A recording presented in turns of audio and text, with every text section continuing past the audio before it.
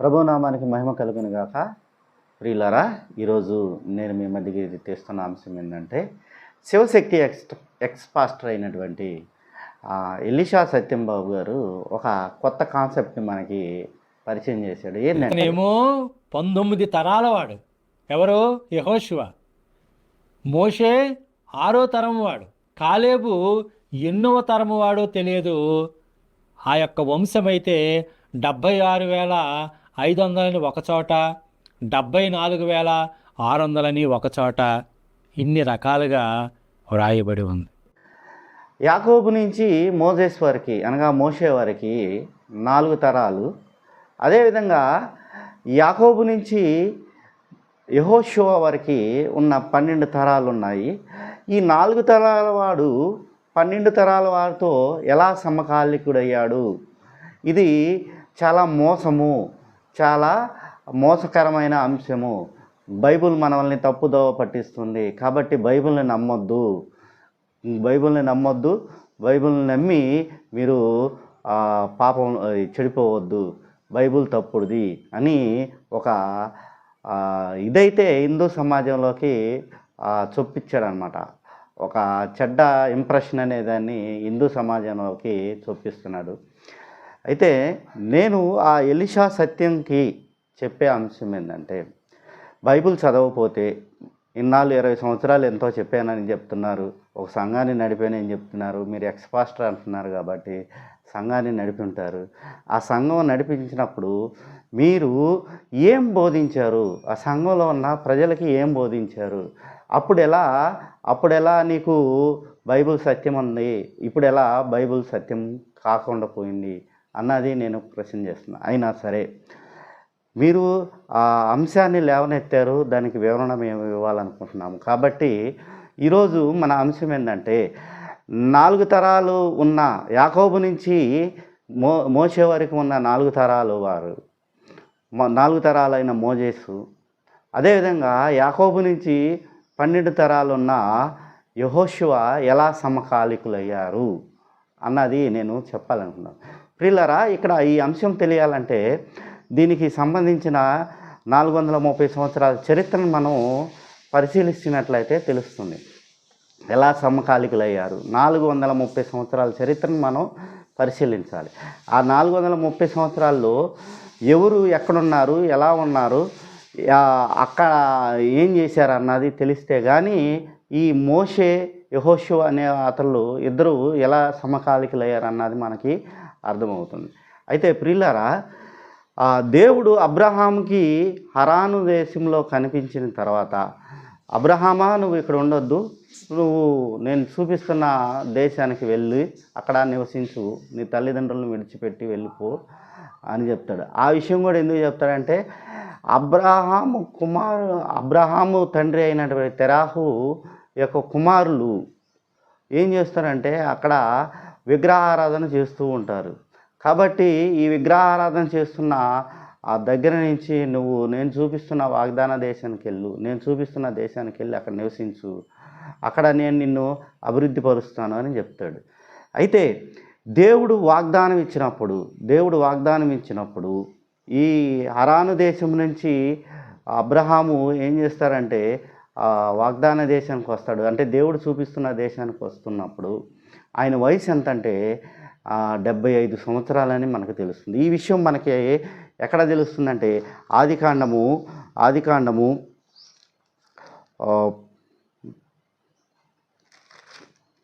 12వ అధ్యాయం 4వ వచనం కానీ చూసుకున్నట్లయితే, అబ్రహాము వెళ్ళెను, లోతు అతనితో కూడా వెళ్ళెను. అబ్రహాము హరాను నుండి బయలుదేరినప్పుడు 75 ఈడు గలవాడు అని ఇక్కడ సెలవిస్తుంది. అనగా అబ్రహాము హరాను నుంచి బయలుదేరిన తర్వాత, దేవుని వాగ్దానం చేత బయలుదేరిన తర్వాత హనానికి వెళ్ళినప్పుడు 75 సంవత్సరాల వయసు కలిగిన వాడు. తర్వాత అబ్రహాముకి దేవుడు మళ్ళీ ఒకసారి కనిపించి 15వ అధ్యాయంలో ఏం చెప్తాడంటే, నేను నీకు సంతతిని కలుగజేస్తాను, ఆ సంతతి వారు పలానా చోట నివసిస్తారు, అక్కడ 400 ఏళ్ళు వాళ్ళు శ్రమలు పొందుతారు అని చెప్తారు. 400 ఏళ్ళు శ్రమలు పొందిన తర్వాత మళ్ళీ నాలుగవ తరం వారు అనగా నీ దగ్గర నుంచి 4వ తరం వారి యొక్క పిల్లలు వస్తారు.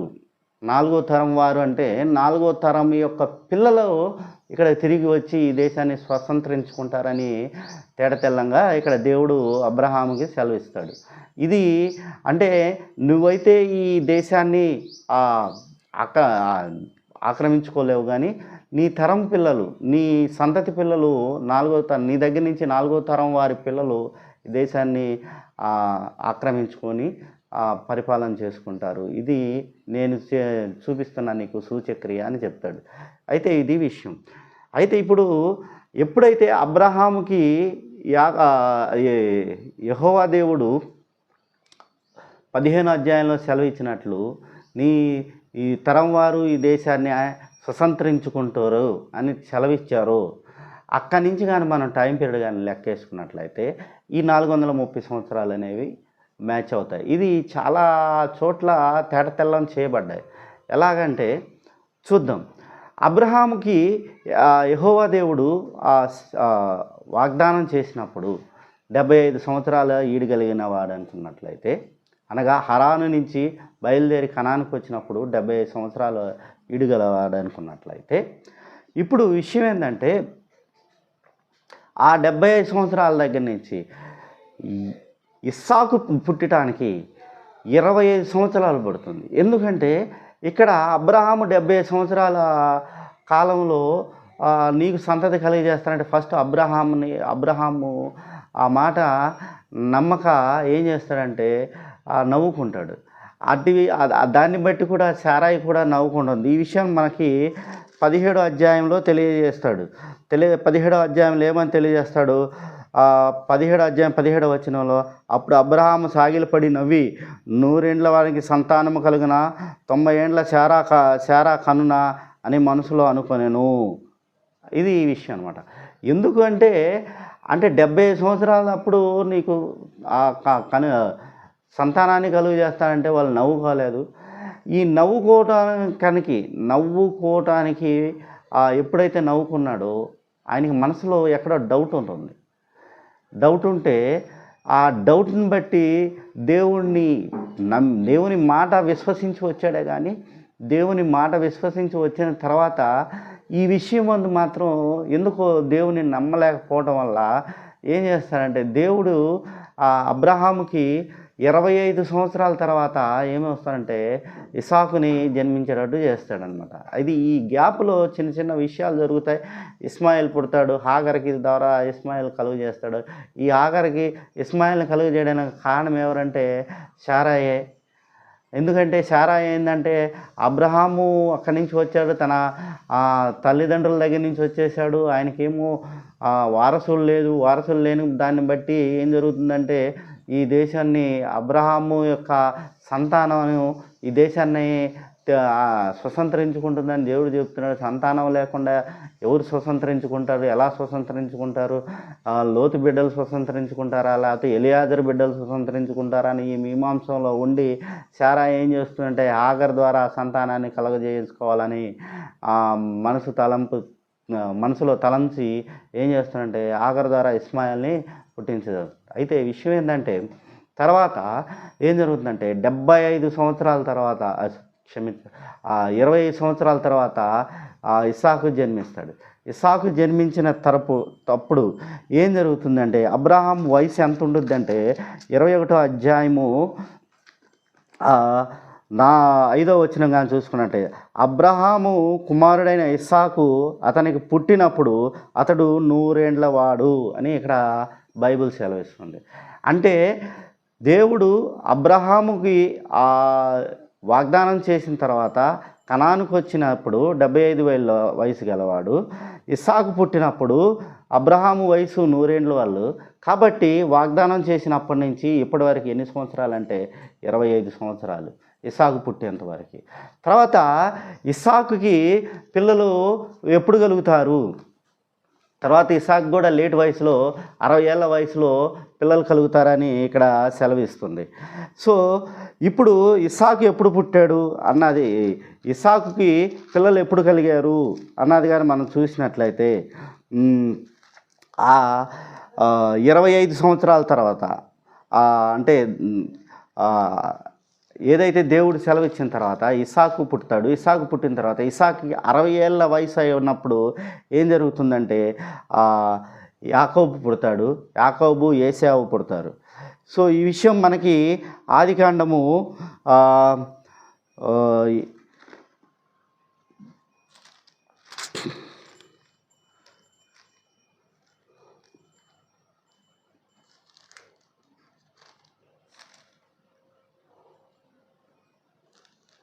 ఆదికాండము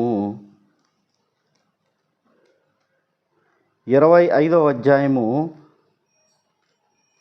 26వ వచనంలో మనకి ఆ తర్వాత అతని సహోదరుడు బయటకు వచ్చినప్పుడు అతని చెయ్యి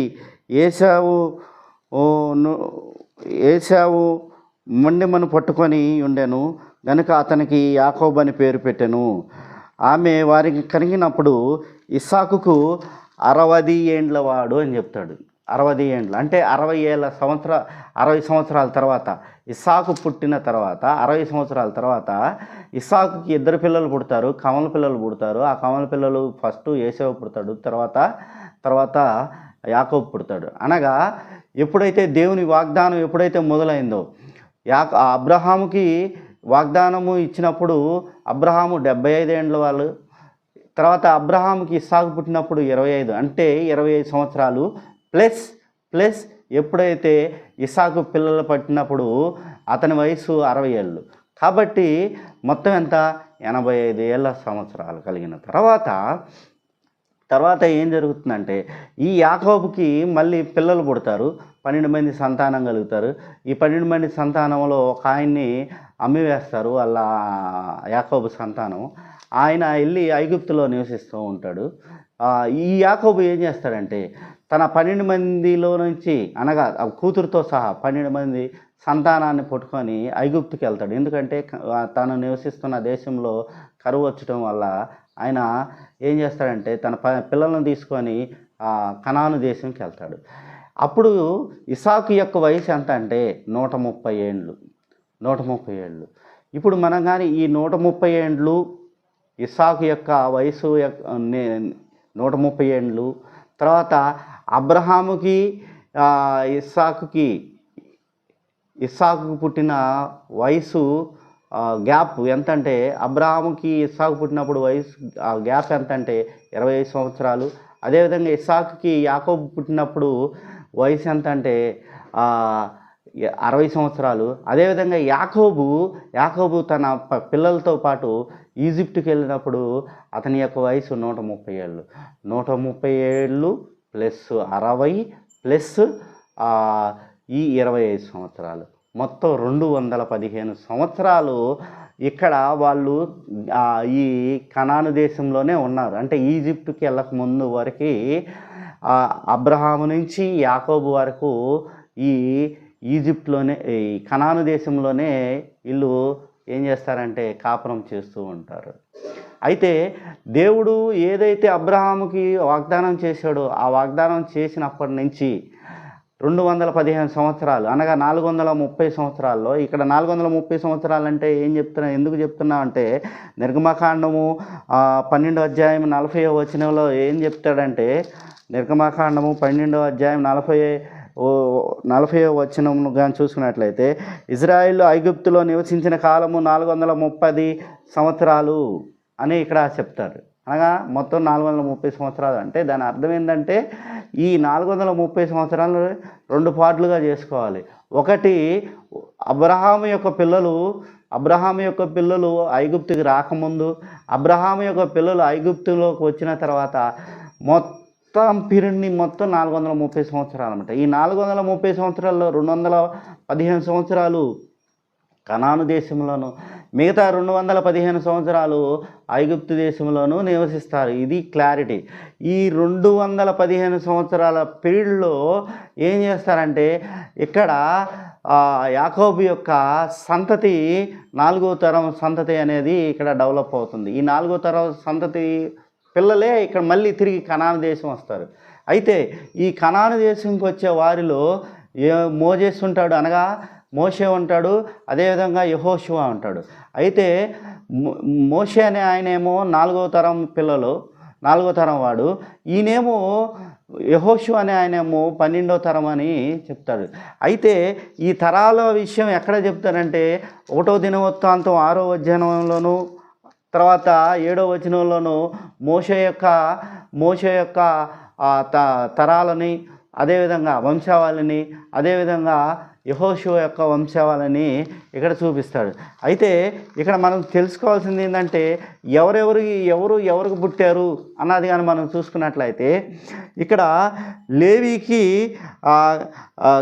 గెర్షోన్, కాహత్, మొరారి అనే 3 పిల్లలు పుడతారు. ఆయనకి కాహత్కి ఆమ్రాన్ అనే ఆయన పుడతాడు. ఆమ్రాన్కి ఏం చేస్తారంటే ఆమ్రానుకి మోజేస్, అహరోన్ అనే వాళ్ళు పుడతారు.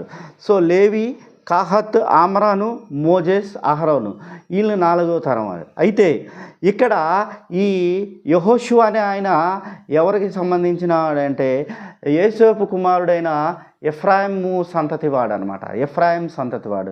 ఎఫ్రాయింకి ఎలా అంటే ఎఫ్రాయిం ద్వారా బెరియా అనే ఆయన వస్తాడు.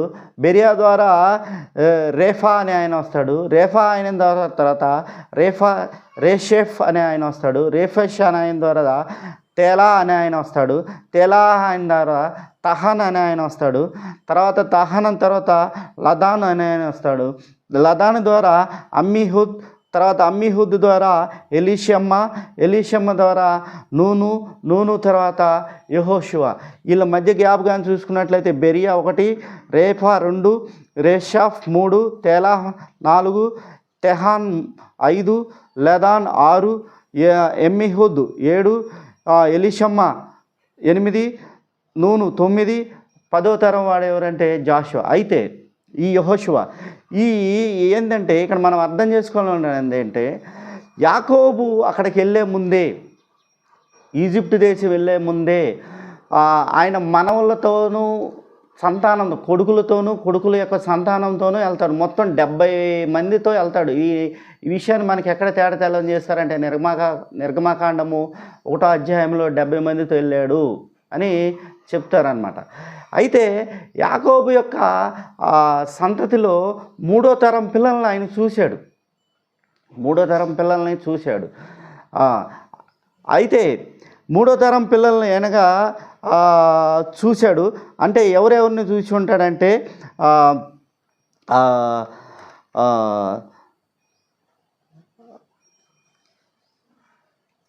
నాకు తెలిసి 3వ తరం పిల్లలు అంటే లేవి వంశంలో ఈయన కహత్ అనే ఆయనతో, అనగా 3వ తరం కహత్ అనే ఆయనతో ఈయన వెళ్తాడు. యాకోబు ఈజిప్ట్కి కహత్తో వెళ్తాడని తేటతెల్లం చేస్తుంది. అయితే ఇప్పుడు విషయం ఏంటంటే ఈ 215 సంవత్సరాల్లో ఈజిప్ట్కి వెళ్ళిన తర్వాత 215 సంవత్సరాల్లో అక్కడ ఏం జరిగిందన్నదే ముఖ్యం అన్నమాట. అయితే ఆయన ఏం చెప్తాడు, దినవృత్తాంతాల గ్రంథంలో ఈ వంశావళి అని చెప్పాడు. అయితే విషయం ప్రియులారా, మనం అర్థం చేసుకోవాల్సిన విషయం ఏంటంటే దినవృత్తాంతాల గ్రంథం ఎజ్రా ద్వారా రాయబడింది. అదేవిధంగా బైబిల్లోని మొదటి 5 పుస్తకాలు ఆదికాండము, నిర్గమకాండము, సంఖ్యాకాండము, లేవీకాండము, ఈ కాండాల 5 పంచకాండాలన్నీ కూడా మోసేస్ ద్వారా రాయబడింది. ఈ పంచకాండాలు ఎప్పుడు రాయబడ్డాయంటే క్రీస్తు పూర్వము 1446 నుంచి 1403 సంవత్సరం వరకు.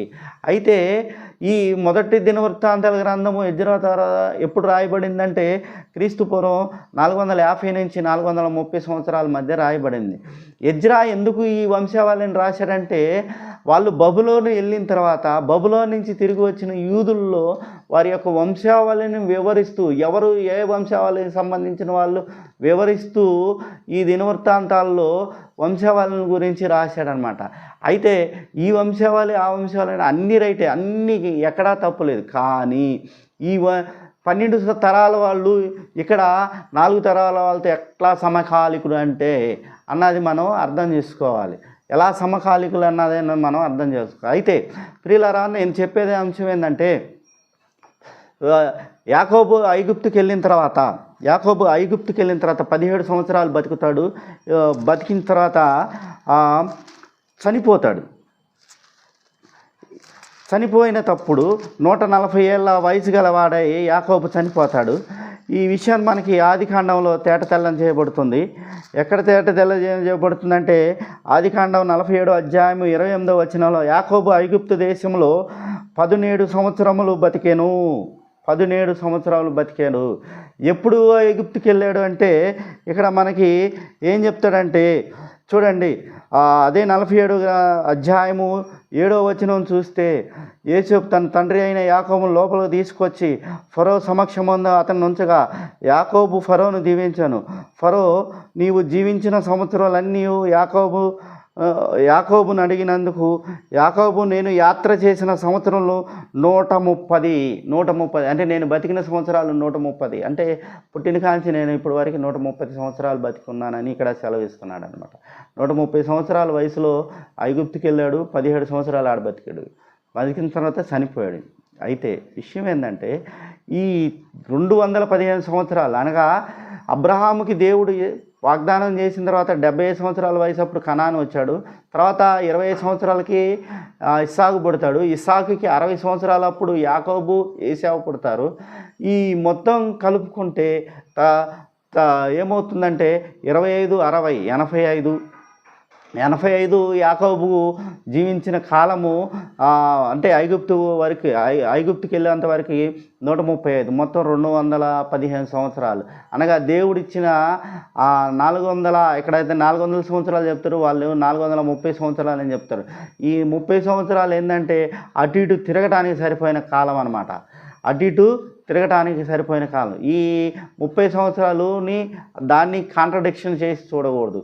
కాకపోతే ఈ 30 సంవత్సరాల్లో అటు ఇటు తిరగటానికి పట్టిన కాలము అది ఏదైనా ఇది జరుగుతుంది. అది ఎప్పుడు కూడా విరుద్ధమైతే కాని సంవత్సరం. అయితే 430 సంవత్సరాల్లో 215 సంవత్సరాలు కనాను దేశంలోనే అబ్రహాము సంతానం బతికితే తర్వాత 215 సంవత్సరాలు ఐగుప్తు దేశంలో బతుకుతుంది. అయితే ఇప్పుడు విషయం ఏంటంటే ఎలా మోషే యెహోషువకి సమకాలీకుడు అయ్యాడంటే మనం అర్థం చేసుకోవాల్సిందంటే ప్రతి తరంలో వాళ్ళకి పిల్లలు దగ్గరగా తొందరగా పుట్టుండాలి, లేదా 60 ఏళ్ళ వయసు లేట్ వయసులోనన్నా పుట్టుండాలి. అయితే ప్రియులారా, నేను చెప్పేది అంశం ఏంటంటే ఇక్కడ మనం మోషే మిద్యాను నుంచి తిరిగి ఐగుప్తుకు వస్తాడు. అంటే అక్కడ మోషే ఐగుప్తులో పుట్టిన తర్వాత 40 సంవత్సరాలు రాజబిడ్డగా ఉంటాడు. తర్వాత 40 సంవత్సరాలు ఏం చేస్తాడంటే అక్కడి నుంచి వెళ్ళిపోయి ఏమవుతాడంటే మిద్యాను దేశంకి వెళ్తాడు. మిద్యాను దేశం నుంచి మళ్ళీ 80 ఏళ్ళ వయసు గలవాడై ఏం చేస్తాడంటే తన ప్రజలను తోడుకొని పోవడానికి ఏం చేస్తాడంటే ఐగుప్తుకు వస్తాడు. ఐగుప్తుకు వచ్చినప్పుడు ఈ విషయం మనకి ఎక్కడ తేటతెల్లం చేస్తుందంటే నిర్గమకాండం 7వ అధ్యాయంలో తిరిగి వచ్చినప్పుడు నిర్గమకాండం 7వ అధ్యాయము 7వ వచనంగా చూసుకున్నట్లయితే అక్కడ 80 ఏళ్ళ వయసు అని మనకు చెప్తాడు. చూడండి 7వ అధ్యాయం 7వ వచనంలో వారు ఫరోతో మాట్లాడినప్పుడు మోషేకు 80 ఏండ్లు, అహరోనుకి 83 ఏండ్లు అని ఇక్కడ సెలవిస్తున్నాడు. అంటే 80 ఏళ్ళ వయసు గలవాడై వచ్చాడనమాట. అయితే ఈ విషయం ఏంటంటే ఇక్కడ మోషే సమకాలికుడు అంటే మోషేకి యెహోషువకి మధ్య వయసు గ్యాపు దగ్గరగా ఒక 60 సంవత్సరాలు ఉండొచ్చు. వయసు ఒక 60 సంవత్సరాలు ఉండొచ్చు. అయితే 60 సంవత్సరాలు 20 సంవత్సరాల నుంచి 30 సంవత్సరాల వరకు ఉన్నవాడికి సమకాలికుడు అవటం పెద్ద విషయం అయితే కాదు. ఇది మనం అర్థం చేసుకోవాల్సిన విషయం. అయితే ఈ 215 సంవత్సరాలు ఐగుప్తులో జరిగిన ఈ 215 సంవత్సరాల గ్యాప్లో ఏం జరిగిందన్నది కూడా నేను చెప్తాను చూడండి. అయితే ప్రియులారా, ఇప్పుడు మోషే మిద్యాను నుంచి ఈజిప్టుకు వచ్చినప్పుడు 80 ఏండ్లు, అనగా మొత్తం 80 ఏళ్ళు తీసుకోవాలి. అయితే యోసేపు ఐగుప్తులో ఏం చేస్తాడంటే 110 ఏండ్ల వయసు అప్పుడు చనిపోతాడు. 110 ఏండ్ల వయసు గలవాడై చనిపోతాడు. ఇది ఆదికాండము 50వ అధ్యాయము 22వ వచనంలో తేటతెల్లం చేస్తాడు. చూడండి, యోసేపు అతని తండ్రి కుటుంబపు వారును ఐగుప్తులో నివసించరి. యోసేపు 110 సంవత్సరాలు బతికెను. ఇక్కడ యోసేపు 110 సంవత్సరాలు బతికి చనిపోతాడు. అయితే 110 సంవత్సరాలు బతికింది తర్వాత అంటే యాకోబు ఐగుప్తు దేశముకి వెళ్ళినప్పుడు యోసేపు యొక్క వయసు ఎంత అంటే యాకోబు ఐగుప్తు దేశముకి వెళ్ళినప్పుడు యోసేపు యొక్క వయసు ఎంత అంటే 30 సంవత్సరాలని తెల్లం చేస్తాడు. ఇది ఆదికాండము 41వ అధ్యాయం 46వ వచనంలో కానీ చూసినట్లయితే యోసేపు బయలుదేరి ఐగుప్తు దేశమంతయు సంచరించను. యోసేపు ఐగుప్తు రాజైన ఫరో ఎదుట నిలిచినప్పుడు 30 ఏండ్ల వాడై ఉండెను. అనగా యాకోబు ఇంకా ఐగుప్తుకి వెళ్ళలేదు. ఐగుప్తుకి వెళ్ళకముందే ఆయనకి 30 ఏండ్లు అయినాయి. తర్వాత యాకోబు ఆ తర్వాత కాలంలో ఏం జరుగుతుందంటే గొప్ప కరువు 7 సంవత్సరాలు వస్తుంది. ఆ 7 సంవత్సరాల కాలంలో ఆహార కొరతను తీర్చుకోవడానికి యాకోబు అతని సంతానంతో ఏం చేస్తారంటే ఐగుప్తుకి వెళ్తారు. సో మొత్తం 40 ఏళ్ళ యోసేపుకి 40 ఏళ్ళ వయసు వచ్చినప్పుడు యాకోబు ఏం చేస్తాడంటే అంటే అక్కడ 30 సంవత్సరాలు ఈ కరువు 7 సంవత్సరాలు తర్వాత ఇంకో 3 సంవత్సరాలు ఏం చేస్తారంటే ముందు ఆ యాకోబు యొక్క పిల్లలు ఒకసారి వెళ్ళి ఐగుప్తు నుంచి ధాన్యం తెచ్చుకుంటారు. మళ్ళీ రెండోసారి వెళ్ళినప్పుడు అక్కడ తమ్ముడు ఉన్నాడని చెప్తారు. తర్వాత అందును బట్టి ఏం చేస్తారు ఈ 3 సంవత్సరాలు గడిచిపోతుంది. ఆ తర్వాత ఈ కరువు కాలంలో ఏం చేస్తారంటే ఐగుప్తుకి వెళ్తాడు. అంటే మొత్తం 10 సంవత్సరాలు. అంటే యాకోబు ఏం చేస్తాడంటే యోసేపుకి 40 సంవత్సరాల కాలంలో ఏం చేస్తాడంటే ఐగుప్తుకి వెళ్ళి నివసిస్తాడు. అంటే చనిపోయే టయానికి యోసేపు చనిపోయే టయానికి 110 తర్వాత యాకోబుకి వెళ్ళే సమయానికి అనగా ఐగుప్తుకి వెళ్ళిన సమయానికి ఎంత అంటే 40 ఏళ్ళు. 110లో నుంచి 40 ఏళ్ళు తీస్తే 70 సంవత్సరాలు. అదేవిధంగా ఆ మోషే ఐగుప్తులో పుట్టిన తర్వాత ఆయన మిద్యాను దేశానికి వెళ్తాడు. మిద్యాను దేశం నుంచి 80 ఏళ్ళ వయసు గలవాడై వస్తాడు.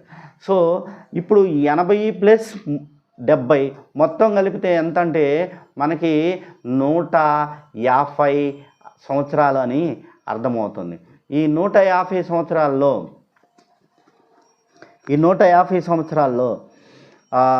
ఏం జరుగుతుంది, తర్వాత ఏం జరుగుతుంది అన్నది మనం అర్థం చేయాలి. మిగతా 150 సంవత్సరాల తర్వాత ఇంకా 60 సంవత్సరాలు ఉంటాయి.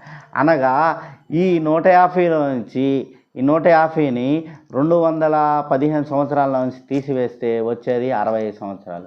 అనగా ఈ మోషే ఎప్పుడు పుట్టాడంటే యోసేపు చనిపోయిన తర్వాత 65 సంవత్సరాల తర్వాత పుట్టాడని మనం అర్థం చేసుకోవాలి. ఇది ఈ విషయం అన్నమాట. సో మోషే యొక్క 80 సంవత్సరాలు తర్వాత యోసేపు బతికిన సంవత్సరాలు ఐగుప్తులో యాకోబు వచ్చిన తర్వాత ఐగుప్తులో యోసేపు బతికిన సంవత్సరాలు ఎంత అంటే 70 సంవత్సరాలు. ఆ 80 + 70 180. ఈ 180ని తీసుకెళ్ళి 215 సంవత్సరాల నుంచి తీసివేస్తే వచ్చేది 65. అనగా యోసేపు చనిపోయిన తర్వాత 60 సంవత్సరాల తర్వాత ఈ మోషే పుట్టాడు. అయితే ఇప్పుడు ఈ యోసేపు చనిపోయేటప్పటికే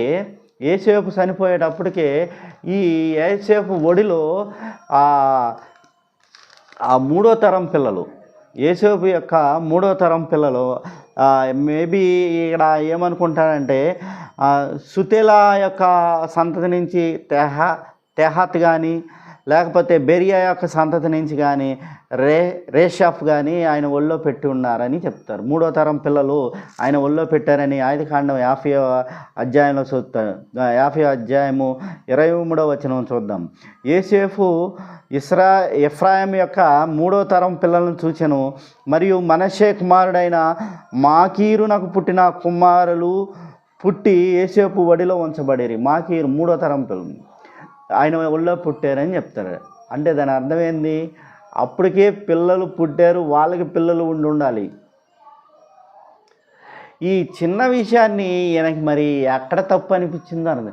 ఒక 60 ఏళ్ళ వయసు గలవాడు ఒక 20 ఏళ్ళ వయసుతో ఎలా సమకాలికుడు అవుతాడు అని మనకి ఈయన క్వశ్చన్ చేసినప్పుడు 80 ఏళ్ళు ఒక 80 ఏళ్ళు వయసు గల 20 ఏళ్ళ వయసు ఉన్నవాడికి సమకాలికుడు అవడా? అంటే 80 ఏళ్ళ వయసు కలిగిన వ్యక్తిని 20 ఏళ్ళ వయసు కలిగిన వ్యక్తి చూడలేడా? దాదాపుగా మోజెస్ బతికిన సంవత్సరాల్లో యెహోషువ కూడా ఉండడా? ఎంత విచిత్రంగా ఎంత ఇదిగా ఇది చేస్తున్నారంటే ఈ హిందూ సమాజం, ఈ ఆర్ఎస్ఎస్ పెంచి పోషిస్తున్న ఈ ఈ శివశక్తి కుక్కలు, ఈ కుక్కలు వాళ్ళు పోషిస్తున్న ఆ డబ్బులు ఇస్తున్నారు, తీసుకుంటున్నారు, బైబిల్ మీద చండాలంగా వీడియోలు చేస్తున్నారు. అయితే ఆ విషయం కూడా నేను ఎలా చెప్పగలను?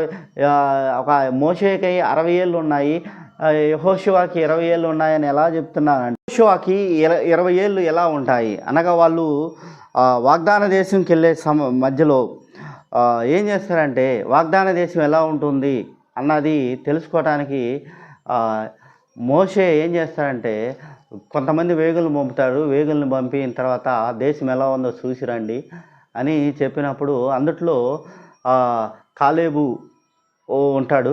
దాంతోపాటు ఈయన యెహోషువ కూడా వెళ్తాడు. యెహోషువ వెళ్ళిన తర్వాత వాళ్ళు అక్కడి నుంచి సమాచారం తీసుకొస్తారు. సమాచారం తీసుకొచ్చిన తర్వాత కొంతమంది దేవుడి మీద సనుగుతారు, మమ్మల్ని ఆడ చంపవచ్చు కదా, ఏడదాకా ఎందుకు తీసుకొచ్చావు, తీసుకొచ్చి మమ్మల్ని ఈడ చంపడం ఎలా అని ఆ దేశపు నివాసులు అంత ఇల్లుగా ఉన్నారు, అంత చెడ్డగా ఉన్నారు, అంత బలంగా ఉన్నారు, వాళ్ళ కత్తుల చేత మేము సావాలా అని నన్ను సనుక్కుంటా ఉన్నప్పుడు ఈ సంఖ్యాకాండము 14వ అధ్యాయములో ఇక్కడ ఏం చెప్తాడంటే చూద్దాం.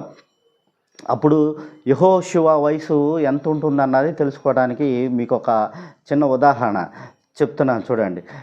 సంఖ్యాకాండము 14వ అధ్యాయము 29 నుంచి కానీ చూసినట్లయితే, లేకపోతే 28వ వచనం నుంచి చూసిన, నీవు వారితో యెహోవా వాక్కు ఏదనగా, నా జీవము తోడు మీరు నా చెవిలో చెప్పినట్లు నేను నిత్యముగా మీ ఎడలా చేసేదను. మీ శవములు ఈ అరణ్యంలోనే రాలును. మీ లెక్క మొత్తము చొప్పున మీలో లెక్కింపబడిన వారందరూ అనగా 20 ఏండ్లు మొదలుకొని పైప్రాయము కలిగి నాకు విరోధముగా సనిగిన వారందరూ రాలిపోదురు. ఎన్నెపు కుమారుడైన కాలేబును, నూను కుమారుడైన యెహోషువయు తప్ప మిమ్మును నేను నివసింపజేదునని నేను ప్రమాణం చేసిన ఈ దేశంలో ఎవరునూ ప్రవేశింపరు, ఇది నిశ్చయము అని చెప్తాడు. 20 ఏండ్లు పై మొదలుకొని పైన ఉన్న అందరినీ నేను ఇదే మీ వాగ్దాన దేశానికి అయితే తీసుకెళ్ళను. ఎందుకంటే వీరు దీనికి ముందు ఏం చేస్తారంటే 14వ అధ్యాయము 11వ వచనం నుంచి, ఎన్నాళ్ళు ఈ ప్రజలు నన్ను అలక్ష్యం చేయుదురు, ఎన్నాళ్ళ వరకు నేను వారి మధ్య చేసిన సూచక్రియలన్నింటినీ చూసి నన్ను నమ్మకయుందురు, నేను వారికి స్వాస్థ్యం ఇక తెగులు చేత వారిని హతము చేసి ఈ జనము కంటే మహాబలము గల గొప్ప జనమును నీ వలన పుట్టించదనని మోషేతో చెప్తాడు. మనం అర్థం చేసుకోవాల్సింది ఏంటంటే, యెహోషువ మోషేతో ప్రయాణం సాగిస్తున్నప్పుడు ఆయన యువకుడు, మోషే 80 ఏండ్ల వాడు. యెహోషువకి దగ్గరగా మోషేతో ప్రయాణం చేస్తున్నప్పుడు 20 నుంచి 30 ఏండ్ల గలవాడు. ఇది మనం అర్థం చేసుకోవాల్సిన విషయం. ఒక 20 ఏండ్లగా వయసు గలవాడు 80 ఏండ్ల వయసు గలవానితో సమకాలికుడు అవడా ఇది మన అర్థం. నేను చెప్పిన లెక్కల ప్రకారం చూసుకుంటూ వస్తే సమకాలికుడు అవుతాడా లేదా? ఈ ఐగుప్తు దేశం, యాకోబు ఐగుప్తు దేశంలోకి వెళ్ళిన తర్వాత యోసేపు 70 సంవత్సరాలు, అంటే యాకోబు ఐగుప్తు దేశంకి వెళ్ళిన తర్వాత యోసేపు ఏం చేస్తాడంటే 70 సంవత్సరాలు బతుకుతాడు. యోసేపు చనిపోయిన తర్వాత ఏం జరుగుతాడంటే 65 సంవత్సరాల తర్వాత ఈ మోజేస్ పుడతాడు, మోషే పుడతాడు. అనగా 135 సంవత్సరాల తర్వాత, యాకోబు ఐగుప్తుకి వెళ్ళిన తర్వాత 135 సంవత్సరాల తర్వాత మోషే పుట్టిన తర్వాత, అంటే 135 సంవత్సరాల్లో 215 సంవత్సరాలు తీసేస్తే ఇంకెన్ని? 90 సంవత్సరాలు. ఈ 90 సంవత్సరాల్లో ఈ మోషే యెహోషువ జన్మించరా? సమకాలికులు ఎవరా? ముందు జన్మించుంటాడు. యెహోషువ కన్నా మోషే అనే ఆయన ముందు జన్మించుంటాడు. 80 ఏళ్ళ వయసు మోషేకి. తర్వాత యుక్త వయసులో ఉన్నప్పుడు మోషేని యెహోషువ వెంబడించాడు, దేవుని ఆజ్ఞలను పాటించాడు. మోషే చెప్పిన విధానాలను అన్నిటినీ ఏదైతే చెప్పాడో అవి తూచా తప్పకుండా పాటించి తర్వాత మోషే తర్వాత ఇజ్రాయెల్ జనాంగానికి నాయకత్వం వహించాడు. మరి దీనికి ఎక్కడ లాజిక్, ఇది ఎక్కడ తప్పు అయిందో అర్థం కావట్లేదు. ఇప్పుడు విషయం ఏంటంటే మొత్తం నేను ఒక చిన్న ఎగ్జాంపుల్ చెప్తాను. ఎగ్జాంపుల్ చెప్తే మీకు క్లియర్ కట్గా అర్థమవుతుంది. మేము మా నాన్నగారు 3 సంతానము. వాళ్ళు మా తాతగారికి వాళ్ళు 3 సంతానం. వాళ్ళు మా తాతకి మా నాన్నగారు వాళ్ళు, మా పెదనాన్నగారు, మా నాన్నగారు, మా చిన్నాన్నగారు పుట్టినప్పటికే మా రెండో తాతగారికి పిల్లలు కలిగి ఉన్నారు. అంటే ఈయన కన్నా, మా తాతగారి కన్నా మా రెండో తాతగారు ఏం చేశారంటే ముందే పిల్లలకి కలిగి ఉన్నారు. అయితే ఇప్పుడు మా నాన్నగారు పుట్టే సమయానికి వీళ్ళు ఏమయ్యారంటే మా రెండో తాతగారి యొక్క పిల్లలు ఏమైనా పెద్దోళ్ళు అయిపోయి ఉన్నారు. ఇప్పుడు మా రెండో తాతగారి యొక్క సంతానానికి మేమేమవుతామంటే బాబాయిలం అవుతాం. అనగా మా నాన్నగారికి మా రెండో తాత యొక్క కుమారులు ఏమవుతారంటే నానవరుస అవుతారు. కాబట్టి మా రెండో తాత యొక్క కుమారులకి మేమేమవుతామంటే బాబాయిలం అవుతాం. కానీ వాళ్ళు మాకన్నా వయసులో పెద్ద, కానీ మేము వారు ఇప్పుడు సమకాలికులమే. మా రెండో తాత యొక్క కుమారులు పుట్టే సమయానికి మేము చిన్న, వాళ్ళు పెళ్ళిళ్ళు అయ్యి పెద్ద వాళ్ళకి పిల్లలు పుట్టే టయానికి మేము చిన్న పిల్లలం. కాబట్టి మేము సమకాలికులం అవ్వకుండా ఉండలేదే. అలాని మా రెండో తాత యొక్క పిల్లలకి మేము సమకాలికులం. కానీ మేము చిన్న బిడ్డలుగా ఉన్నప్పుడే మా రెండో తాత యొక్క కుమారులు పుట్టి ఉన్నారు. వాళ్ళు కుమారులు ఇప్పుడు మమ్మల్ని ఏమని పిలుస్తారంటే బాబాయిలు అని పిలుస్తారు. ఇది విషయం. మరి ఈ చిన్న లాజిక్ని ఈయన ఎలీషా సత్యం మరి బుర్ర పెట్టి ఆలోచిస్తున్నాడో, లేకపోతే ఆర్ఎస్ఎస్లు ఇచ్చే డబ్బును చూసి ఆలోచిస్తున్నాడో అర్థం కావట్లేదు. వాడు ఒకడు ఎలీషా సత్యం గాడు ఒకడు, తర్వాత సుగ్గున కరుణాకర్ గాడు ఒకడు, ఆ తర్వాత లలిత్ గాడు ఒకడు, తర్వాత ఈడెవడో ఇంకా ఊరపందిలాగా ఉన్నాడు ఒకడు, వాడెవడు ప్రవీణ్ గాడు అంట. మరి వీళ్ళకి బైబిల్ ఎంతవరకు అర్థమైందో, వీళ్ళు ఏం అర్థం చేసుకుంటున్నారు? ఆర్ఎస్ఎస్ వేసే మలం తిని బతుకుతున్నారా మీరంతా? ఆర్ఎస్ఎస్ పోసే మూత్రము మలాల్ని తిని బతుకుతున్నారు అంతే. మీకు తేడా పెద్ద ఇదేం లేదు. కాబట్టి ప్రియులారా, మోషే యెహోషువకి సమకాలికుడు. మోషేకి యెహోషువకి వయసు డిఫరెన్స్ ఎంత ఉంటుంది? మోషే మిద్యాను దేశం నుంచి దీనికి వెళ్ళినప్పుడు, ఐగుప్తు దేశానికి వెళ్ళినప్పుడు 80 ఏళ్ళు వయసు. అప్పటికే యెహోషువ జన్మించి ఉన్నాడు. మోషే తన ప్రజలను తీసుకొని వెళ్తున్నప్పుడు అప్పుడు మోషేతో పాటు యెహోషువ నడిచాడు. యెహోషువ మోషే యొక్క ఆజ్ఞలను పాటించి తన జనాంగాన్ని, సైన్యాన్ని నడిపించాడు. వాళ్ళిద్దరూ సమకాలికులు. మీకు ఇంకో విషయం కూడా చెప్తాను. 1790 సంవత్సరంలో 10వ యుఎస్ ప్రెసిడెంట్ అయినటువంటి జాన్ టేలర్ గారి యొక్క సంతానం ఈ 200 సంవత్సరాల్లో సంతానం ఇప్పటికీ కూడా ఉంది. అంటే మీరు నమ్ముతారా? నమ్మరు. ఈ హిందూ సమాజమే నమ్మదు. అందున ఈ బెగ్గర్ కరుణాకర్ గాడు, ఈ లలిత్ గాడు, ఈ ప్రవీణ్ గాడు, ఇట్లాంటి వాళ్ళంతా నమ్మే అవకాశం లేదు. ఎందుకంటే వాళ్ళు ఆర్ఎస్ఎస్ చేసే మలమూత్రాలు తిని తాగుతూ బతుకుతున్నారు కాబట్టి. వాళ్ళకి ఇది వ్యాపారం.